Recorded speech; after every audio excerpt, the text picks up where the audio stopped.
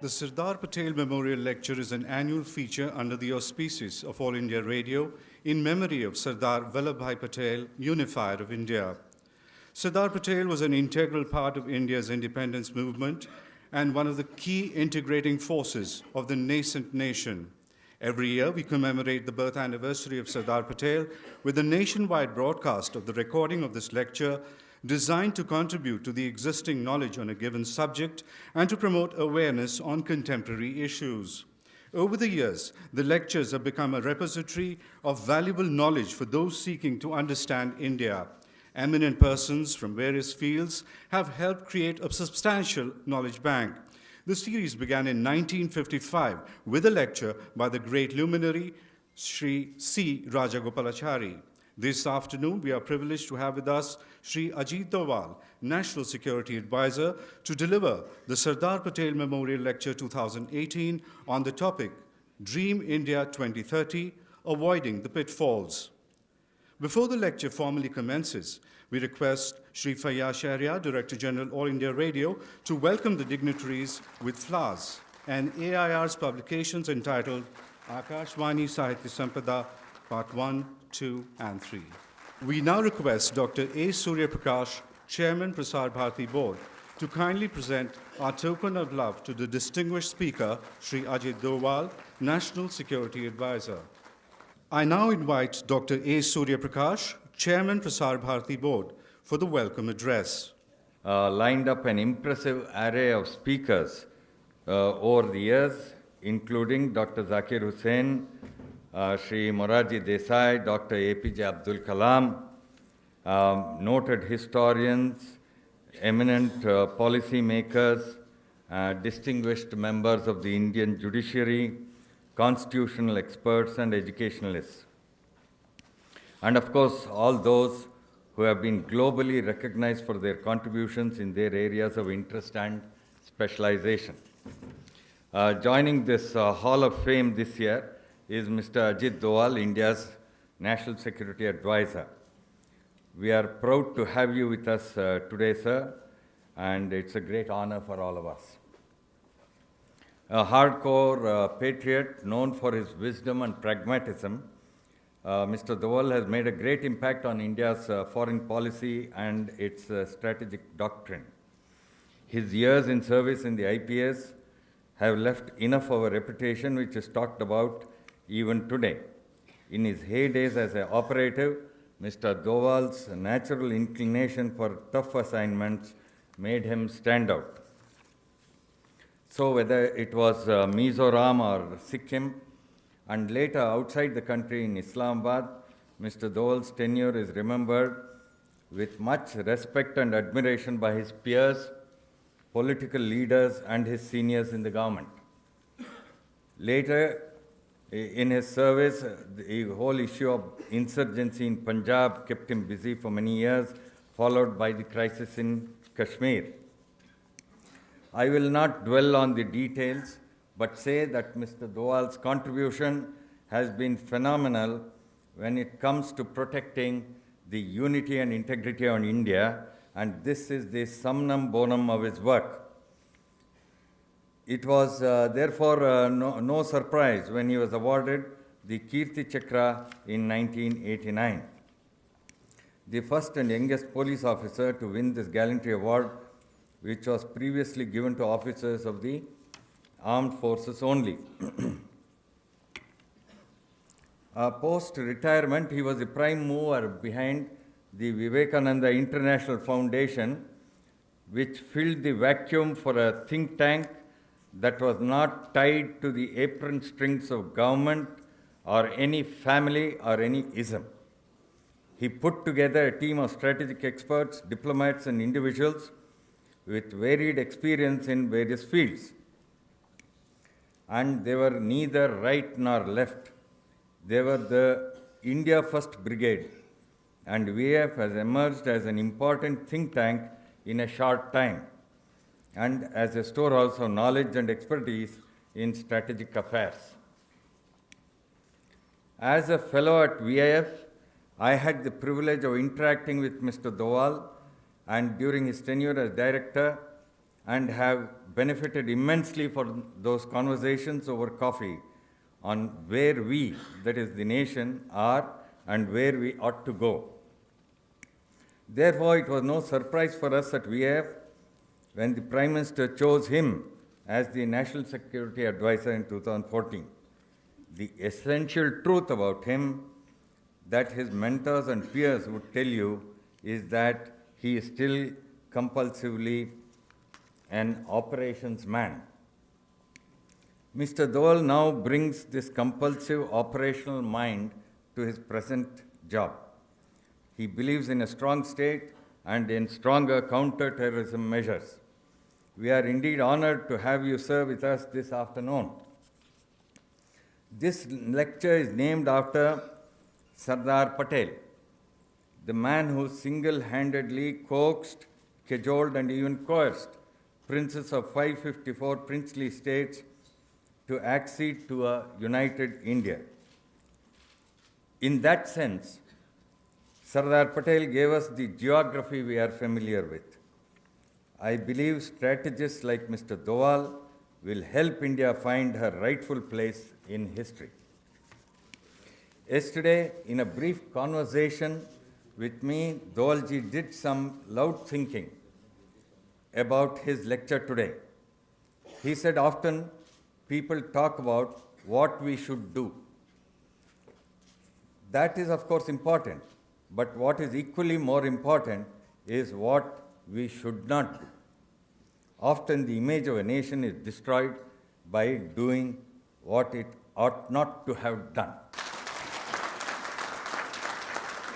We now invite the esteemed speaker, Shri Ajit Doval, National Security Advisor, to deliver the Sardar Patel Memorial Lecture 2018 on the topic Dream India 2030, Avoiding the Pitfalls.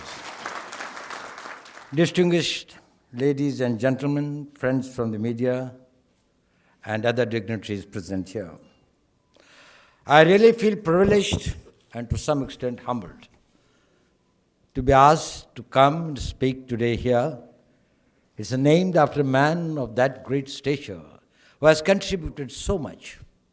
And what all we see of India today, there is a large proportion of it we owe to his great contribution. This lecture, which was started way back, and the first speaker was Shri Rajgopalachari, it's really very humbling for me to be asked to come and speak on this occasion. I am grateful to Prasar Bharati for giving me this opportunity.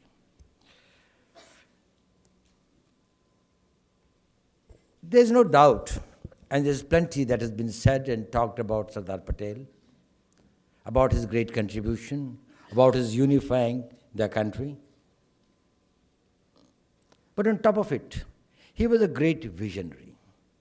He was a visionary who in his time could think beyond his time that what all could go wrong if he does not take those steps which he did. Probably within his own lifetime it would not have mattered. If India's sovereignty was not established throughout its length and breadth, but beyond his time, they might have been a source of a great national degradation. He brought this country together. When we envision the future, actually there are two components involved in that. The dream of the future. One is that you look into the time span ahead of you, based on an empirical knowledge or experience of the past. You think not only about your generation, but the generations that are going to succeed. And then you also have a direction to that vision. Without a direction, probably a vision doesn't mean anything. So in the nation building, the function of vision is very important. It is just like the role of a radar in any missile or in any super aircraft that we use today. And this visionary or this vision is not something which stops with a man or which stops with a generation. It has got to be a continuing thing. A nation which aspires to be great, we want everyone there to have a vision. And that makes the larger national vision. I do not know how many of you would be able to recall what China looked like in late 70s. It was much backward than India. It hardly had any defense industries. It had a very low technological base. We had a setback in 62, but that notwithstanding, India was much ahead of it. But then there was a man, Deng Xiaoping, who came out with a vision. And a vision up to 2050. And in that vision, he said that, well, how China has to emerge as a major power of the world. What all it should do, that by 2010, it is able to become the major economy of the world. What it should be do, that is able to become the industrial power by the end of last century. How is it able to become a major military power by 2020? Why it should avoid all major military conflicts up to 2050. It has to become the world global leader. Now that was the vision which changed China. Today, the world is excited about India. You see the statements of the leaders, the academia, the strategic thinkers, international institutions, global media, it's all full of the possibilities and promise of India. India is at the threshold of a great journey ahead.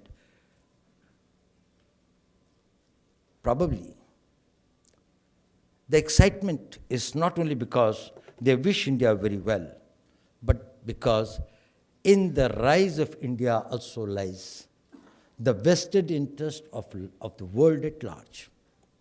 India as a pluralistic, free democracy, its rise means many things to the world.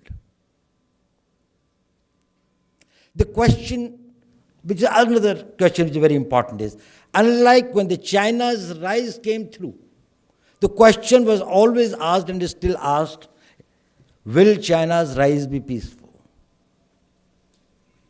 Nobody is asking this question about India. One question is, of course, asked at times, will India make it or still lose the opportunity? Because they thought that such turning points came in India's long journey many times over. And why do they think that India this time can make it? Why this entire mood of euphoria? Why the world is so much upbeat?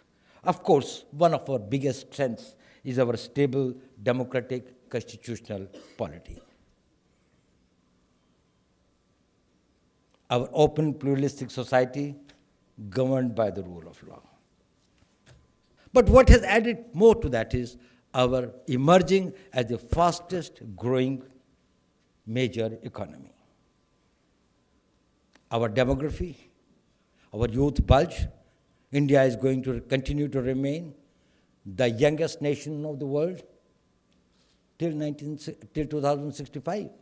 So we've got a long time when the world will be having its major workforce and the youth power coming from this country.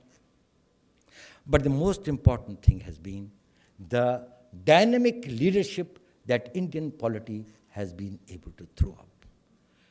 A government which had come with an absolute majority and has been able to change the course of its growth and development. The world view that by 2030, India will be the third largest economy is not disputed anymore. That it will be an economy 11 trillion plus. It will be the third power after US and China.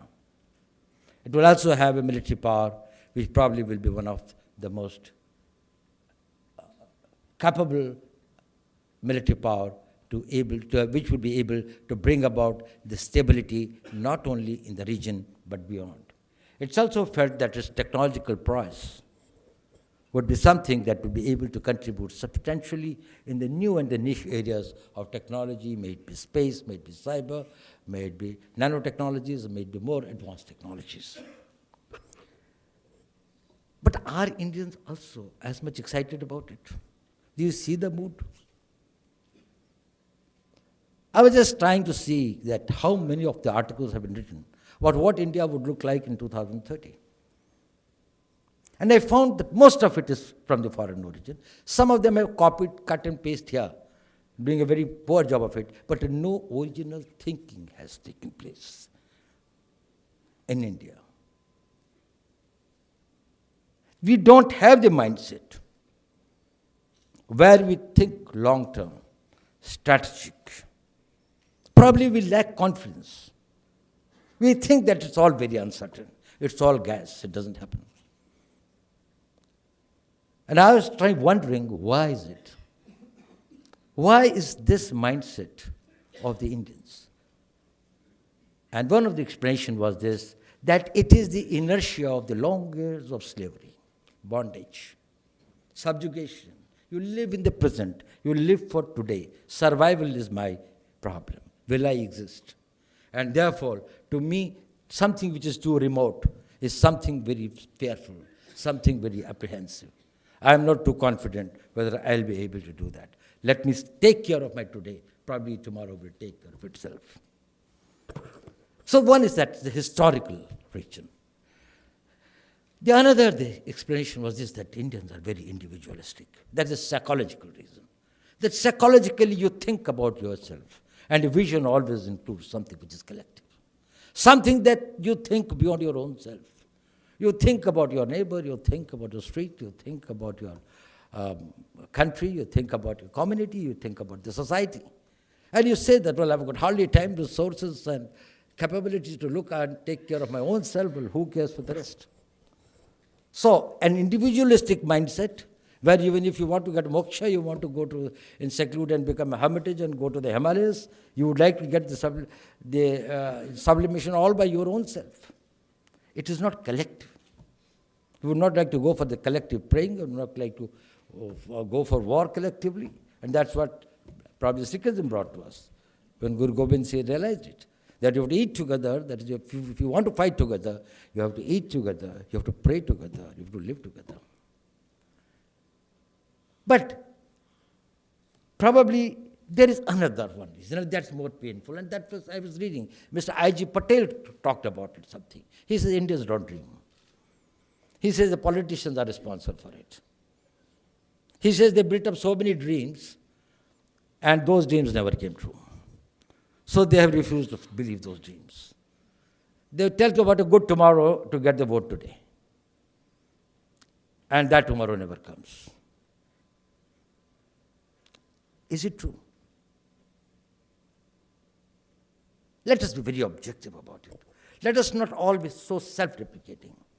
Do you know, in 1945, when India's population was about 32 crore, and we had the whole of Punjab, which later became the West Pakistan, and the whole of Bangladesh, which that time was East Bengal. And the population was 32 crore. And these were the two areas which were the granaries of India, one growing the wheat, another the rice. And there was a famine. And do you know how many people died in that famine? 5 lakh people died in that famine. I wonder how many people in this room know it. Nobody talked about it. 5 lakh. They could not be dug nor could be burnt. The Indian army was caught by the Britishers to dig the trenches and put the bodies in that. Probably the sad chapter of history is even forgotten even by the countrymen. Today we are 130 crore people. There is no more of that Punjab left, no more of that Bengal left.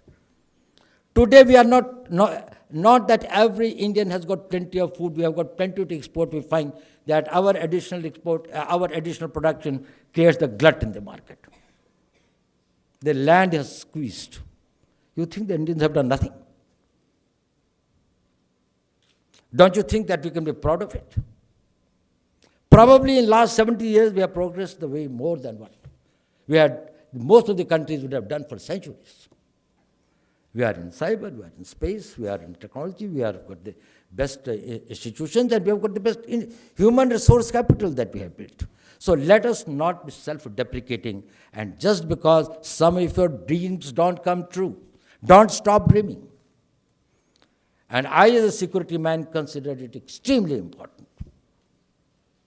Because when your dreams start coming true, or when you stop dreaming, your will gets eroded.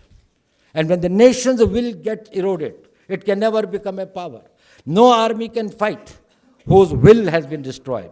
Wars are fought not to kill. People are not the killers. Wars are fought to kill the will of the nation against whom we are fighting, so that it can accept to the peace terms which are acceptable to us. We destroy the will of the nation, will of the people, will of that nation. And if we ourselves are going to destroy the will of the nation through our negativism and cynicism, well, probably we'll have a very little future. And that is the painful thing, that the countrymen themselves do not feel upbeat about the future of India that the world is talking about. They do not realize their own strength. We can never be great unless our society and our people think that it is within us. We are capable of doing and achieving that. Coming back to my subject, that what are the pitfalls? What are the possible minefields that we should avoid? The first thing, avoid anything, counter anything, fight anything that erodes the national will. Build the will of the nation, and this nation will get built itself.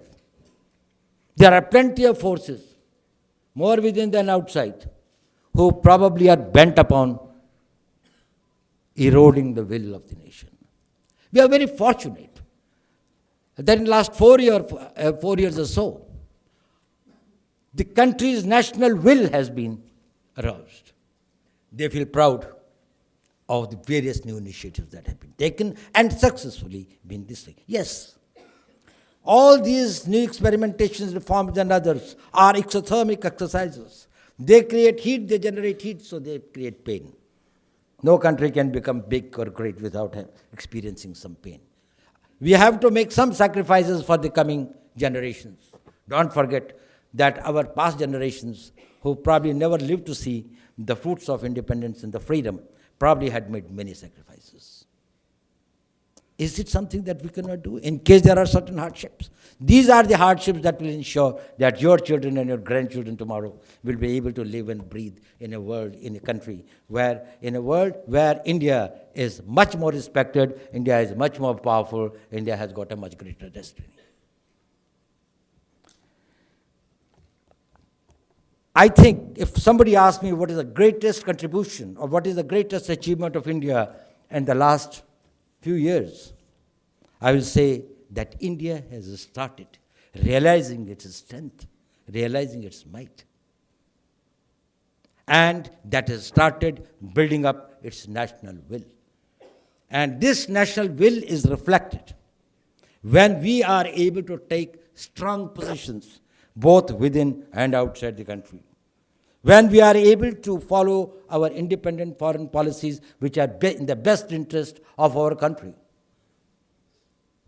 even when it comes to the major power relationships. We are here to serve the Indian interest, and we can do it with confidence. But it requires the national will and will of the people. So I think the first pitfall that we have got to avoid is that we should not allow this national will to get eroded. But there are some other reasons also why I decided to talk on this. And that's what I was telling Mr. Surya Prakashji yesterday. One reason, of course, is that a lot has been said about do's. Right from our childhood, we are taught, ऐसा करो, ये अच्छा करने से होता है, ये खाने से सेहत अच्छी होती है. There are a lot of things that what you should be doing. So there are a lot of people, poverty elevation होना चाहिए, urban development, you should have better food, better health, better roads, and all of them are extremely important. They have got to be there. So since plenty has been said on that, I said I will not talk about that. There's a lot of it already available. The second thing is, cost of negatives in life, at least in the security sense, is much higher than the dividends of the positives. If I do 100 good things in life, but if I lose one battle, probably that will be detrimental to the entire other major tactical victories that I might have fought, that I might have gained. You make your entire life and sacrifice it for building up a career, for building up a name, for building up a brand. And one mistake you do, and it neutralizes everything. So the negatives are more important. Don't underestimate that. Nations have failed more often, not because they failed to do the right things, but they did something which were wrong. Of course, there's one personal reason also. But how many of the men in this room are married? How many? Please raise your hands. Do you know what is the biggest contribution of your wife in your life? They prevent you from making mistakes.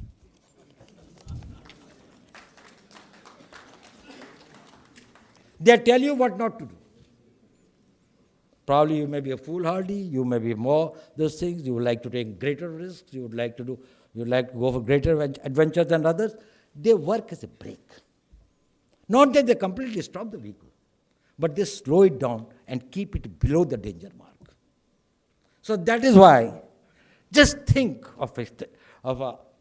had Hitler not moved into Russia, he had won the Second World War. He did one mistake.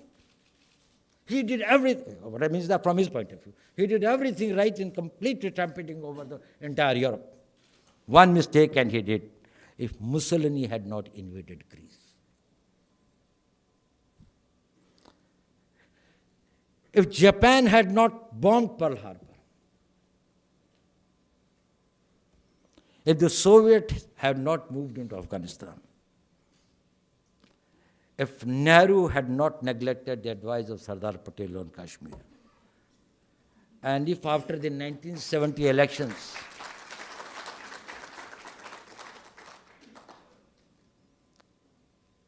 after the 1970 National Assembly elections in Pakistan, Awami League, which had the largest number of seats, absolute majority, they would have allowed Mujibur Rahman to become the Prime Minister.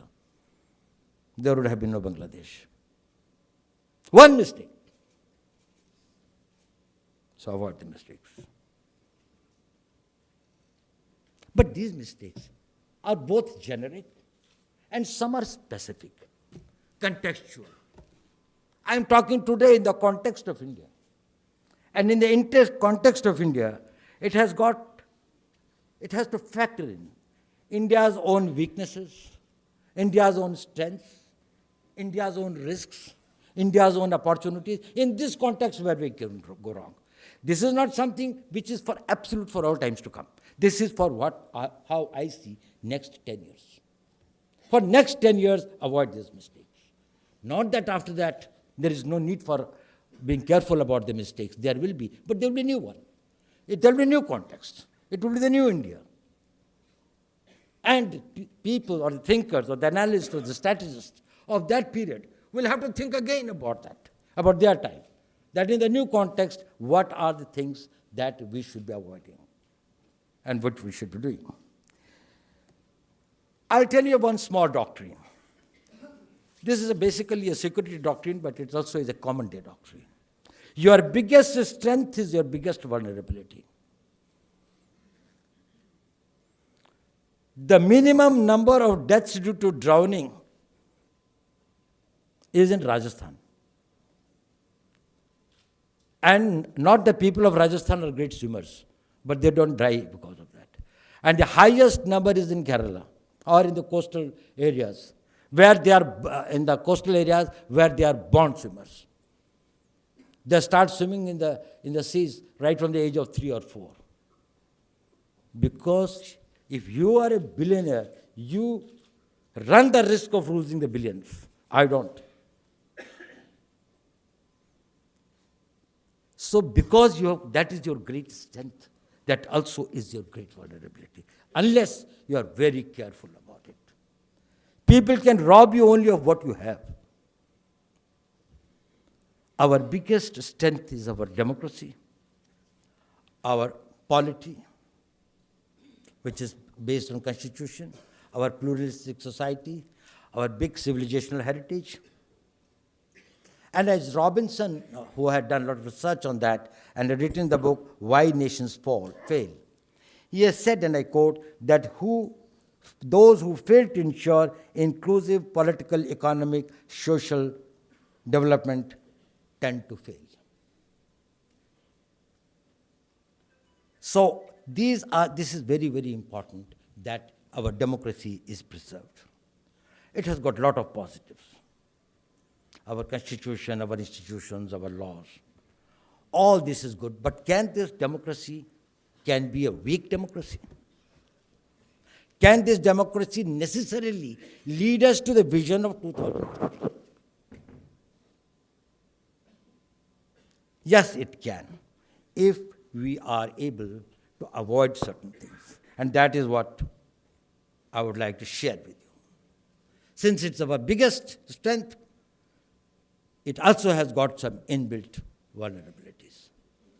One is this, that it can become a soft power. Weakened democracies can tend to make a country a soft power. And India cannot afford to be a soft power for next 10 years. It has to become a soft power with the ingredients of all soft power, but also the hard power. Because it will be compelled to take hard decisions. And it becomes soft power when you have to make compromises. And you have to make compromises when your political survival takes precedent over the national interests.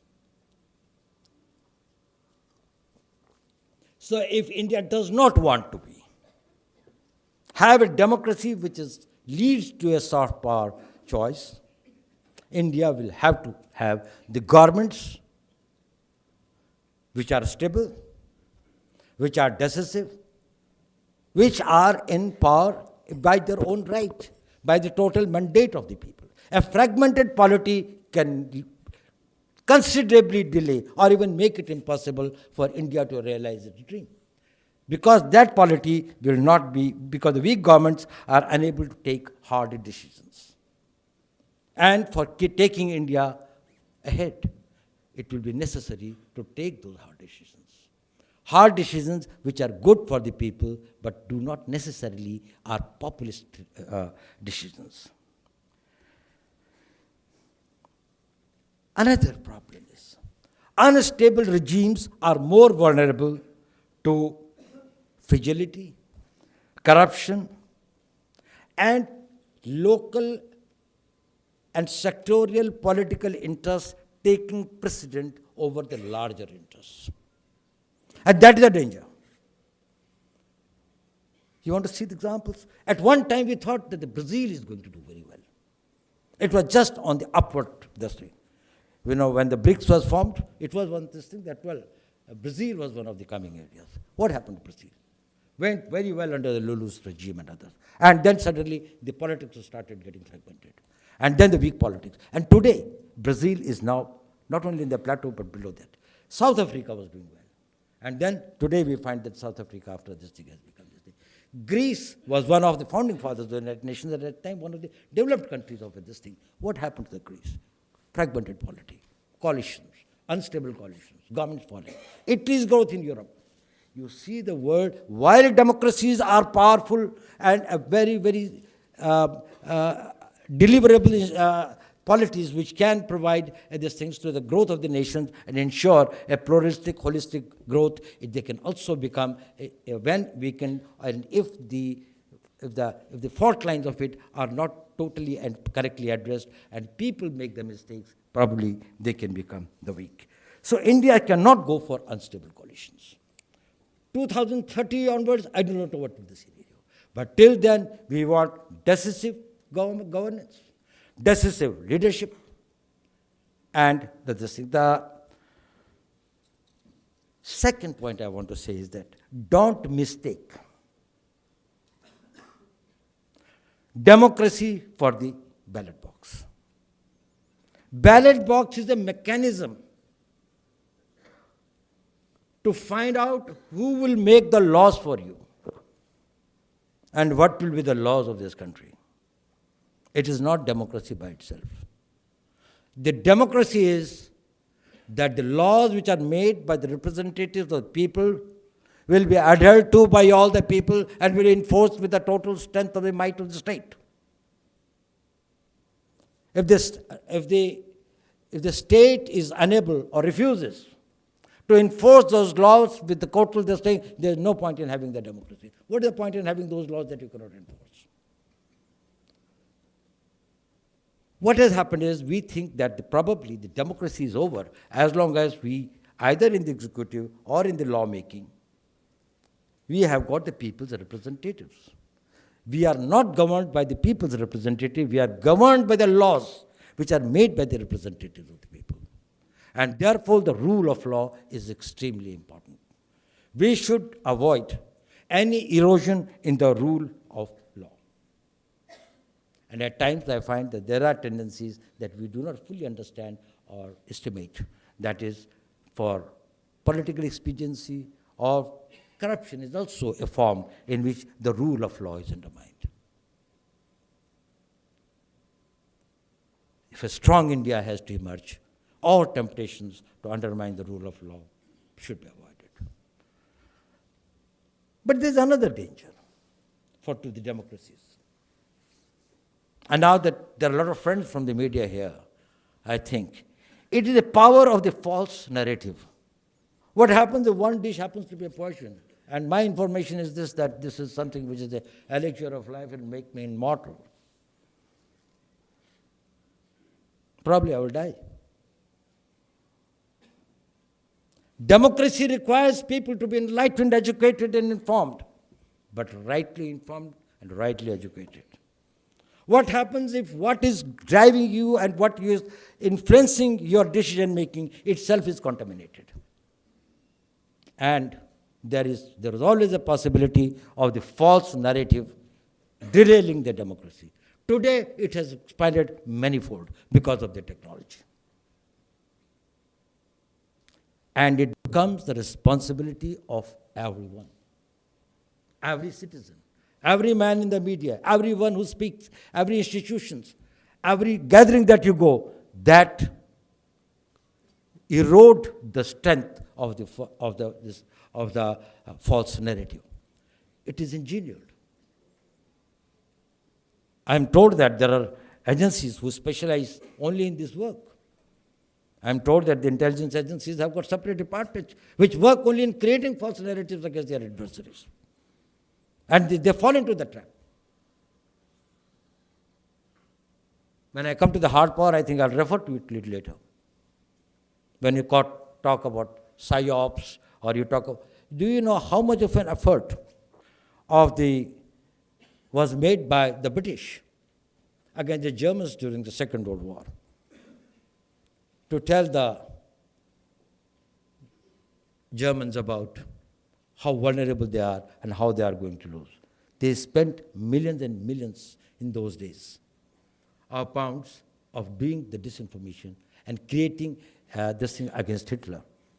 I'm not telling that what they did was wrong, but the fact remains it could influence the think of the person. I think there is a very interesting story in Mahabharata.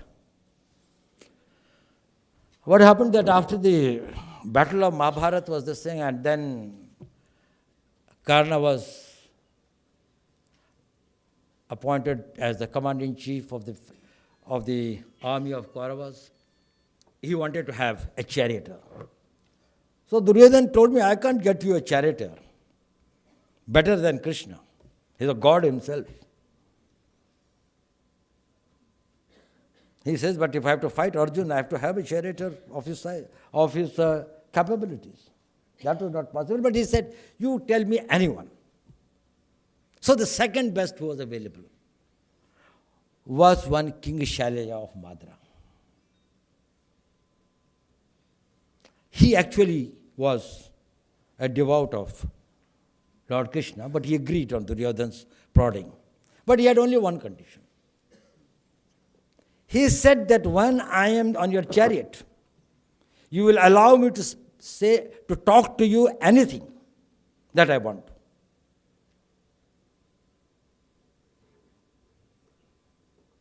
So he said, okay. Karna was unhappy about it because he wanted his focus and concentration.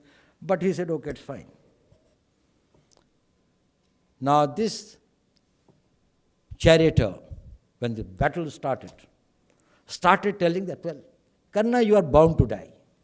You can never win. They are so powerful. Even the God is on their side. But he meticulously did what Karna wanted him to move his chariot into the. He did everything, but he continuously in his ears were trying to demoralize him.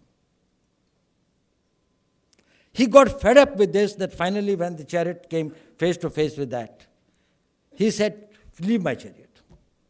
But he said, well, you have to die even whether I leave or I don't leave, and that is the time when probably their ultimate phase of this thing comes. So this power of the false narrative is something which can be very, very debilitating on the destiny of a nation. We are used to some loose talks, irresponsible talks. We think it doesn't matter because that is only minor entertainment that we have got. The reputations of others, the honor and this thing of others. He erode the faith of everyone in whatever he has got a faith in. If I have got a faith in something, you create an environment in which my faith is shaken in that. If I'm loyal to my leader, you create this doubt in my mind that my faith has got this thing like that. You do not know. The nations have to be built. It has got to be an impeccable faith in our constitution, in our law, in our systems, in our judiciary, in everything. And reinforce it. I don't say that they are always right. Remove the mistakes, but be very positive about it. The negativism and the false narratives on the basis of which the communal rights take place, the ethnic violence takes place, some social animosities are created. There can be any number of dangers to a nation where the people are used to work on contaminated data. I think the second sector of our strength comes out of our economy. And Indian economy, I think, is one of the biggest source of our strength today. The world recognizes us as the world's fastest growing major economy. And as I said, by the 2030, we will be 30. But will it be? Or can it go wrong? It can go wrong. And if you want that it shouldn't go wrong, there are certain things that we should avoid. The populist measures should not take precedence over national requirements. It's a temptation. That is, you take the things, or you don't take you refrain from doing the things which are in the national interest, but probably for a short time, they may cause some pain to the people. They may cause some hardship to the people. You can be a populist by doing many things, but when you have to take firm decisions, difficult decisions, in the larger interest of the nation, even though they may not be very populist. If you fail to do that, probably country will not be able to achieve its destiny.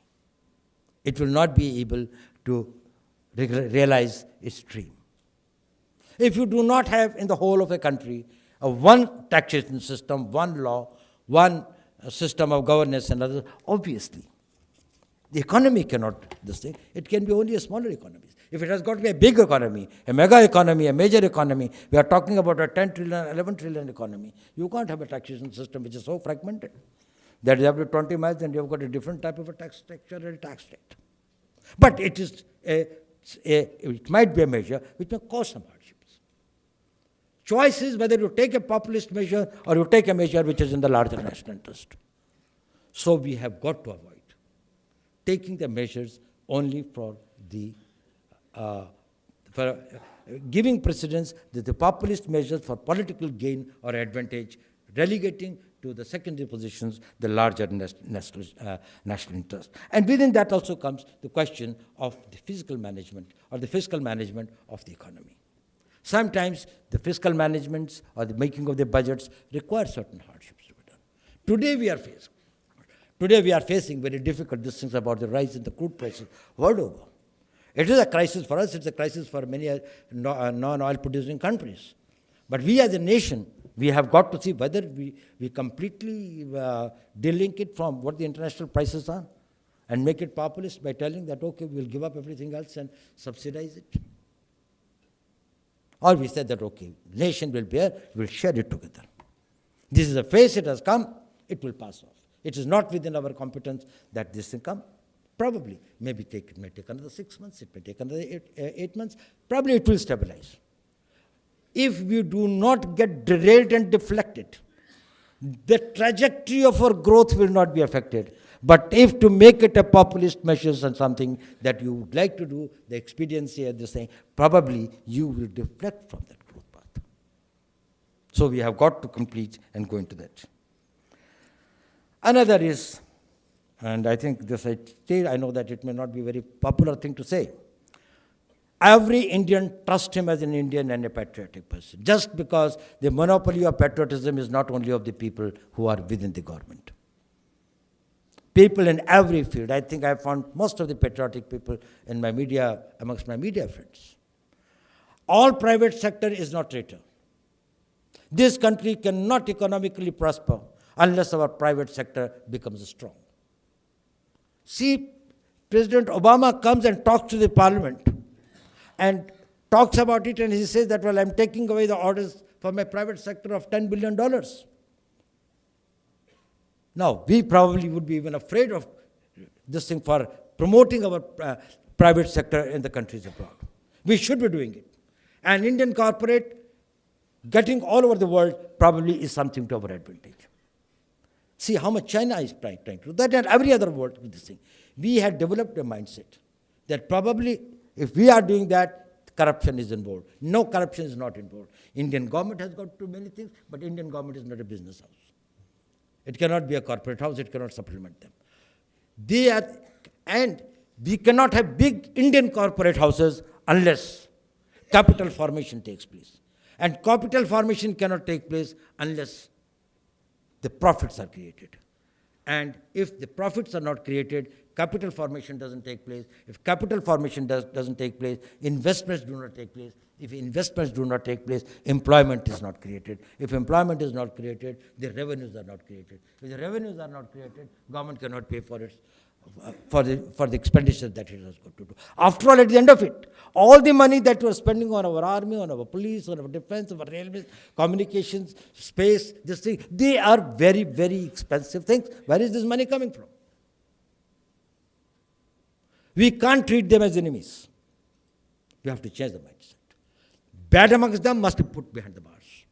There should be, hardest rules should be made about this thing, but suspecting everyone and creating an environment where they cannot grow, both within the country and outside India. Then India can rise up to a level. Beyond a level, if it has to rise, then India's business houses and corporate houses will have to grow. See, China is a communist country.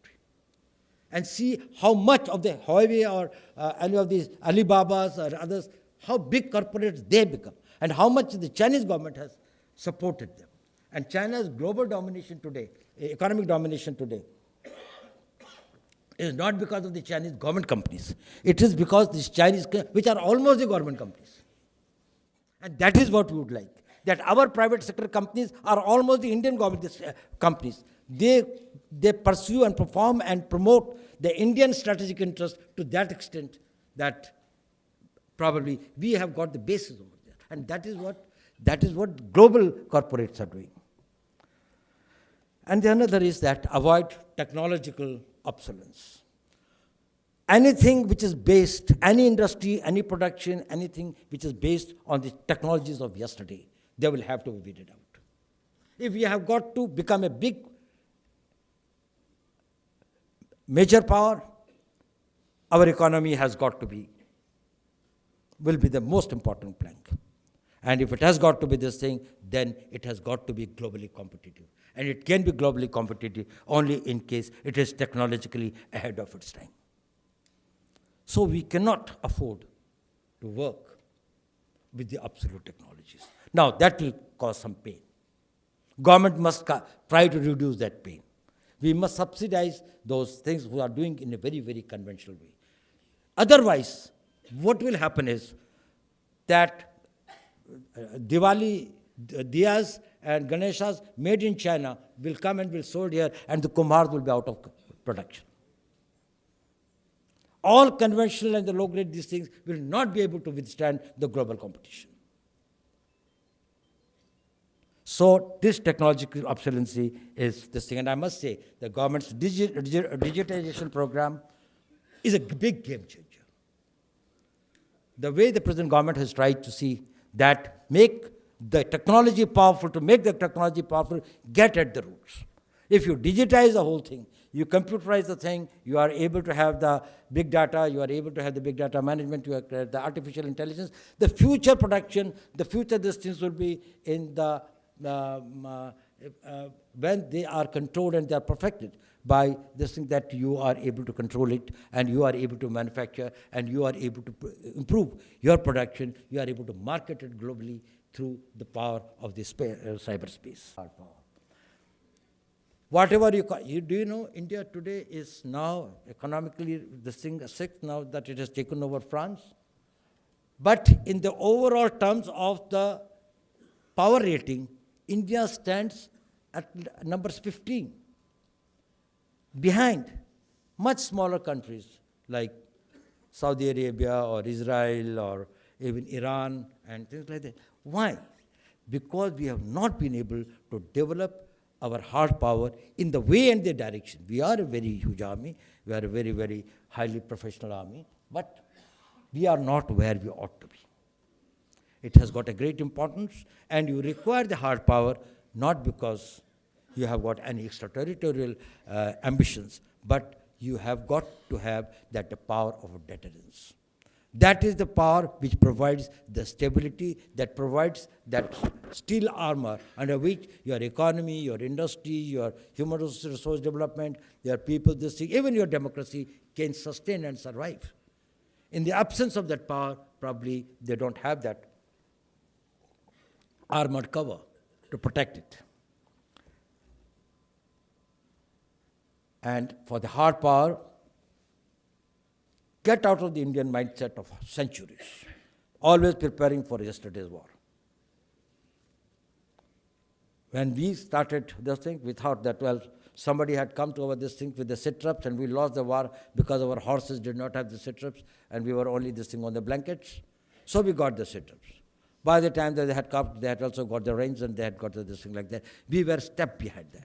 We were ready for the war if yesterday's war had to take place. No Second World War type of war is going to be fought anymore now. There is a new type of war. Wars increasingly are becoming ineffective instruments and cost-ineffective instruments of achieving your political objectives. We are getting into the crowded wars through other means. We are fast going towards the fourth generation warfare. Fourth generation warfare will be the warfare against the invisible enemies.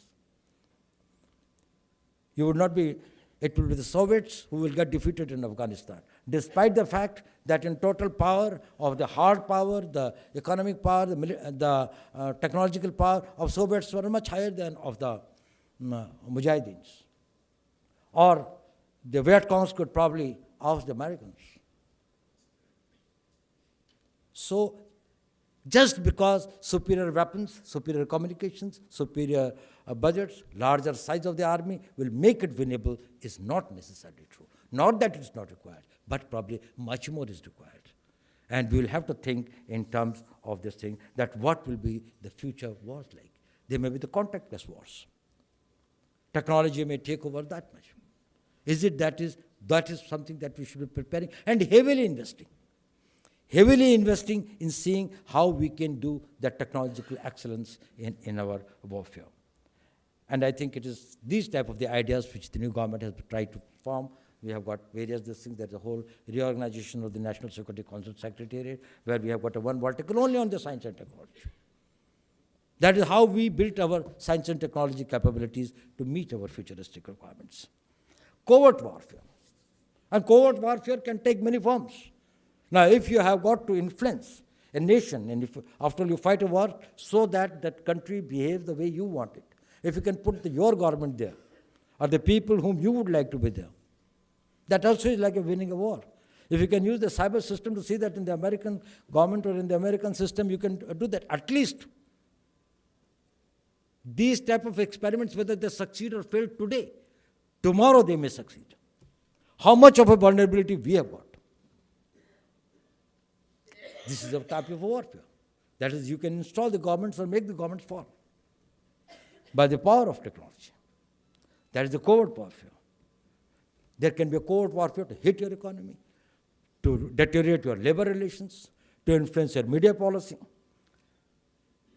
to have the disinformation for disruption, to distinguish your cyberspace, your entire megadata, your entire information that is being now collected and now there is in the big mega platforms. If that is destroyed, the India's lot of asset is destroyed. And then I think one more point which I think what we should be avoiding now is avoid external dependencies. India's dependency in the military hardware, either you have got the full chain or you have got nothing. It's equal. If you have got an electric power, this thing from Bhakra Nangal Dam to your house, but only 1 centimeter of a line is cut in Ambala, you will not get a light in your hand. There is nothing as 70% collaboration, indigenization, 80% indigenization, 90% indigenization in defense. Either it is outright 100%. It cannot happen that is, we have got everything of a gun but we don't have the bullet. Or we have got the bullet but we don't have the repercussion cap.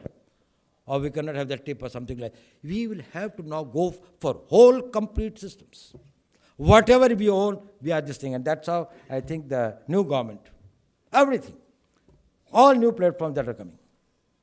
It has to be 100% transfer of technology. It has to be transference code. We have now become these things, the signatories, to, which were denied to us for a very long time, whether it was the Australian arrangement, whether it was the Windsor, this thing, whether it was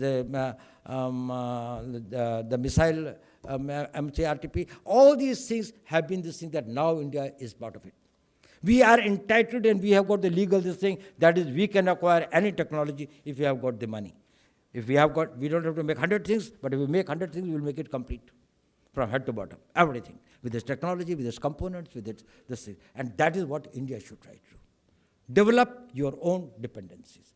And if you can excel, as we have excelled in many areas, like say BrahMos or many other areas that we are excelling, probably India will become much more self-reliant in having its hard capability. Ladies and gentlemen, what I want to tell you is this. That is, India can only do a self-goal. India is poised to be a great power. Nobody can prevent it in the world except ourselves. We are the only ones who probably will have to do a lot of hard work to stop it. Stop doing that hard work. Let us try to do something in the positive direction. Let us give that cynicism and the negativism and build this nation and take this message to every corner of this country. India will need strong, stable, and decisive governments for the next 10 years. Let there be no doubt about it. To achieve our national, political, economic, and strategic objectives. It cannot be a fragmented government. It has to be decisive. Weak coalitions will be bad for India. Democratic institutions must be strengthened. Rule of law must be adhered to with total commitment, with religious commitment, and countering the false and malicious propaganda should be taken on a war footing. Don't underestimate the strength of the false narrative. Sardar Patel envisioned a great India. If you want to make that great India a reality, we all have to put our heads and our hearts together. our efforts together. Thank you very much. It's just an hour, and so I've completed.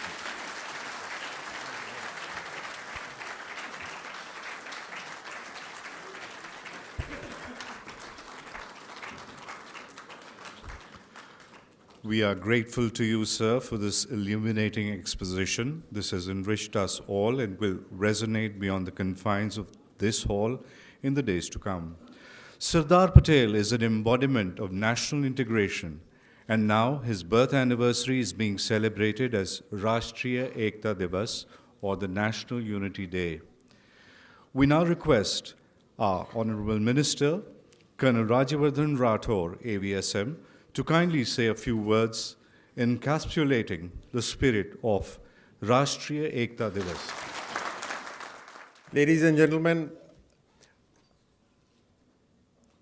let us all thank our National Security Advisor, Shri Ajit Doval ji, for a brilliant exposition on his experiences and how he feels he's lived his life and lived for this nation, worked for this nation, and what he spoke about how India can become a very powerful nation in the times to come by avoiding the pitfalls. Let's all first give him a huge round of applause. I told him right in the beginning that I've come to listen to him as a student. And although they made me sit on the stage, but I'd much prefer to sit in the audience. So I'm one of you sitting here listening to a man who he's revealed right now that is probably in age, the oldest in the cabinet, and I said, you camouflaged it very well. When he was speaking, I was reminded of a story where a father is trying to teach his son how to live his life. He's trying to tell his son about commitment and contribution. His son's not understanding, so the father explains, he looks at his breakfast plate and he says that egg is on your plate is a contribution by the chicken, by the hen, for your health. And the chicken on your plate is the contribution, is the commitment of the chicken for your health. So there's a difference between contribution and commitment. Now, how many of us would look back in our lives and remember some of our parents, relatives, who were committed to making our family strong? How many of us would remember leaders of this country who were committed to making this country strong? Not contribution, commitment. And Mr. Doval, his life has been committed to making this country strong. I was also reminded when he was speaking about Sardar Vallabhbhai Patel, and of course the statue that we are making. He spoke about many things. But while he was speaking about how we somehow talk and make ourselves look inferior in front of other nations. It's so true. It starts from a childhood. The negatives are built in the childhood itself. The dreams are shattered in the childhood itself.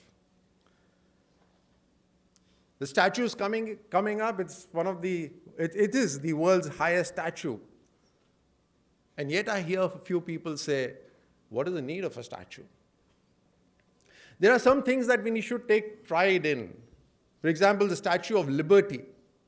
Have we ever spoken about Statue of Liberty and said, why did America make the Statue of Liberty? We've seen Hollywood films, and often in the Hollywood films, the cameras have panned across the Statue of Liberty. And we've all enjoyed that vision and that scene, but we have never said, what was the need of that Statue of Liberty?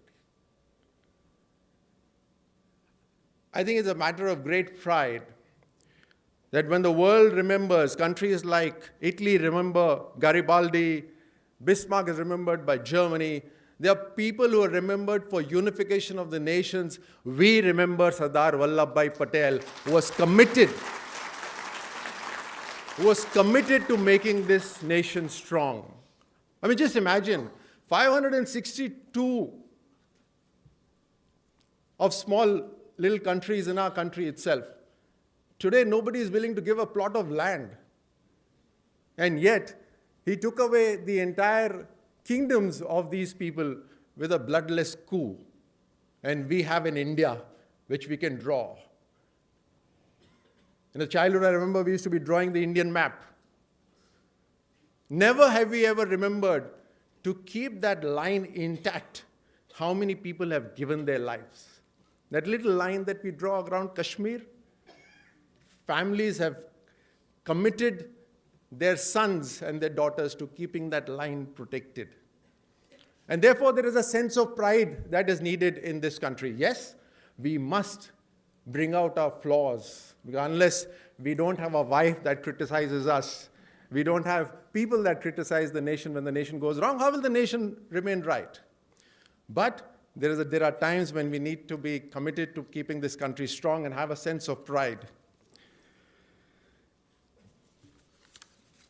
I'm reminded of the Prime Minister's slogan that he gave yesterday of "Main nahi hum."